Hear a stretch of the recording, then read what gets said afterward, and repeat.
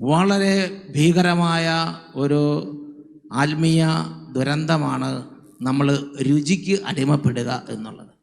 നിങ്ങൾ പരിശുദ്ധാത്മാവിനെ എത്ര സ്വീകരിച്ചാലും പിശാചിന് കുഴപ്പമില്ല. നിങ്ങൾ രുചിക്ക് അടിമപ്പെട്ടെന്ന ഒരു വ്യക്തിയാണെങ്കിൽ നമ്മൾ പിശാചിനൊരു ഭീഷണിയല്ല.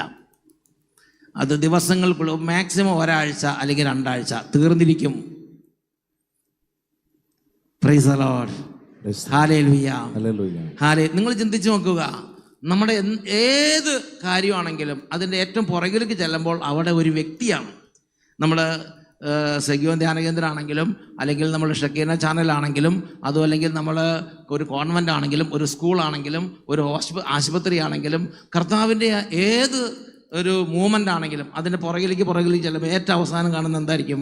ദൈവം തിരഞ്ഞെടുത്ത ഒരു വ്യക്തി അവിടെ ഉണ്ടായിരിക്കും. ഹല്ലേലൂയ.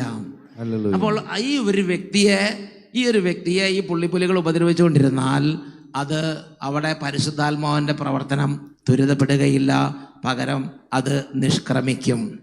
അപ്പം അതുകൊണ്ട് പരിശുദ്ധാത്മാവിൻ്റെ പ്രവർത്തനം അടുത്തൊരു കാലഘട്ടത്തിൽ ഇവിടെ ശക്തി പ്രാപിക്കാൻ ആഗ്രഹിക്കുന്നുണ്ടെങ്കിൽ നിങ്ങൾ വിശപ്പ് മാറുന്നിടത്തോളം ഭക്ഷണം കഴിക്കരുത്. നിങ്ങളുടെ ഭക്ഷണത്തിനുള്ള ആഗ്രഹത്തെ നിയന്ത്രിക്കാൻ കൺട്രോൾ ചെയ്യാൻ ഒരു പരിശീലനം നമുക്ക് ആവശ്യമാണ്. Price the Lord.